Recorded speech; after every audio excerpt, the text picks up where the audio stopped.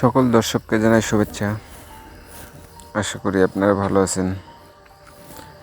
আমি যে বিষয় নিয়ে আজকে আলোচনা করব, যেমন আমরা অনেকেই গাছপালা, তারপর শাকসবজি চাষাবাদ করি, এগুলোর পাতা কোঁকড়ানো, যেমন সিম, বরবটি, মরিচ, পেঁপে ইত্যাদি ইত্যাদি, এই পাতা কোঁকড়ানোর বিষয়টা নিয়ে সমস্যা দেখা দেয়। গাছের গ্রোথ হয় না, গাছের কোনো ফলন সঠিক আকারে আশা করা যায় না। সেগুলো আমরা কিভাবে প্রতিকার করব, এই বিষয়ে আপনাদের সাথে মিট করব।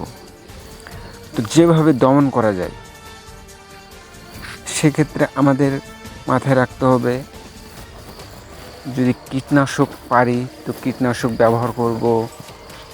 আর সেক্ষেত্রে অন্য পদ্ধতি, বিকল্প পদ্ধতিগুলো যেগুলো আছে সেগুলো ব্যবহার করা যায়।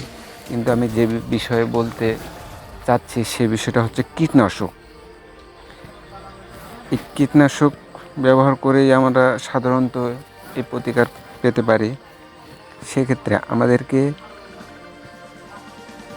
রিপকোড বা ইমিডাক্লোপিড গ্রুপের ইমিটাপ অথবা অ্যাভাস্টিন গ্রুপের কীটনাশক ভার্মেটিক যদি আমরা ব্যবহার করি, তাহলে ফলন কিন্তু ভালো পাবো এবং ফলাফলও আশানুরূপ ভালো পাওয়া যায়। সেক্ষেত্রে ব্যবহার ক্ষেত্রে আমি জানিয়ে দিচ্ছি, ইমিটাপ 1 লিটার পানিতে 1/2 মিলি, ভার্মেটিক 1 মিলি একত্রে মিশিয়ে স্প্রে করে দেব পাতার উপরে ও নিচে।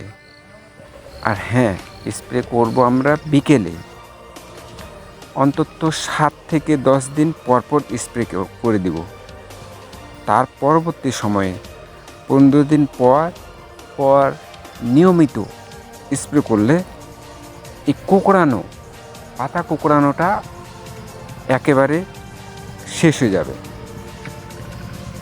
তবে খেয়াল রাখবো, গাছের গোড়ায় যাতে পানি হালকা করে থাকে এবং না হলেও ভিজা থাকে, তাহলে সমস্যা হবে না কীটনাশক ব্যবহার করতে হলে।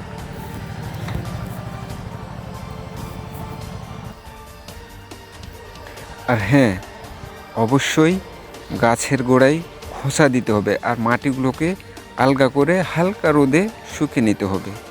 আর আমরা সেক্ষেত্রে যদি টবে ব্যবহার করে থাকি গাছপালা ছোটোখাটো, সেগুলো একই পদ্ধতিতে আমরা করব। আর হ্যাঁ, এই অবস্থায় কিন্তু নাইট্রোজেন একেবারে দেওয়া যাবে না, না হলে গাছের ফুল ও ফলে দুটোই ঝরে যাওয়ার সম্ভাবনা থেকে যায়। তো সুপ্রিয় দর্শক, আমার এই ছোট্ট টিপসটা একটু ফলো করলেই আপনারা 100% রেজাল্ট পাবেন। আর হ্যাঁ, আমাদের এই চ্যানেলটা অবশ্যই সাবস্ক্রাইব করে দেবেন আর পাশে থাকবেন, আর নোটিফিকেশন বেলতে বাজিয়ে দেবেন। ধন্যবাদ সবাইকে।